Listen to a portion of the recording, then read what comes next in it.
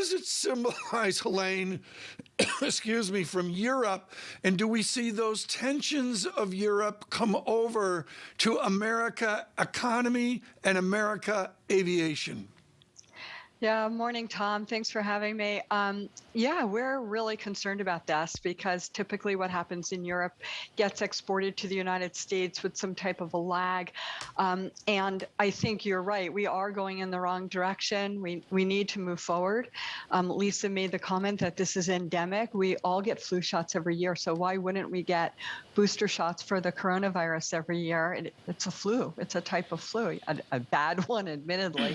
But in order to have vibrant economies, you need vibrant airline industries. And the only reason the world has been able to get as vaccinated as it has in the past 1 year has been because the airline industry, FedEx, UPS, DHL, and others have got really distributed all this vaccine that's enabled us to get to where we are. So why wouldn't we just keep moving forward and instead of moving back? Helane, what we would and what we could and what we should do is not necessarily what is happening. And we are seeing these restrictions put back into place. We are seeing global conferences canceled, like the DLD in Munich, as Tom was just mentioning. What is the potential ramification for an airline industry heavily indebted still from the pandemic, dealing with reduced capacity, reduced numbers of travelers, reduced business travel? How much of a hit are they going to take? Yeah, I don't know the specific answer to that question because to your point about liquidity, all the airlines grabbed as much cash as they could last year. And the governments, not just the United States, but worldwide, governments supported the airline industry to the tune of $200 billion. And that money is still on balance sheet. If you look at all the U.S. airlines specifically, which is obviously my purview, you'll see that they have huge liquidity positions, 16 to 21 billion dollars of liquidity, and they weren't going to repay debt that quickly. Their goal is to keep that liquidity in case of scenarios like this where you see continued restrictions in place or where we make it difficult to travel for business because you require testing and so on. And so it makes it impractical to do a one-day trip to Europe or something like a 2-day trip to Europe, whatever.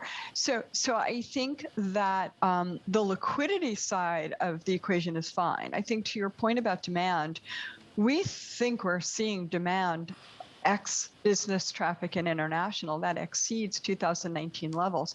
2.4 million people were screened on Sunday, which is a pandemic record. We're clearly within 10% of where we were in 2019. So I think that's a good sign. I was at an industry event last night, and a lot of the airlines were there.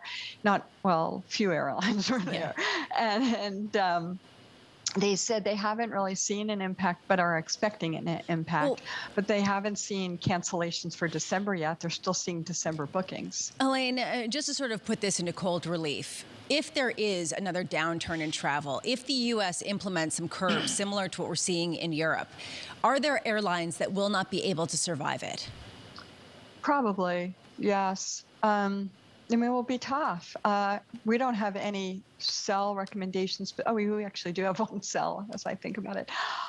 But yeah, if we go into a downturn again, even with their massive liquidity, some one or two airlines will. This is the gloomiest, Lisa. This is the gloomiest Helane Becker I've ever seen. Helane, let me cut to the chase. I own United Airlines at 90. You told me to get out. I didn't. I got crushed. You loaded the boat in March of 2020. Is this an opportunity to redux March of 2020 again? Yeah, I think so. I mean, to your point about being bullish v bearish, we have, I think, 7 or 8 buys, actually. And I went out to lunch yesterday and the stocks were up, and I came back and they were down 6-7%.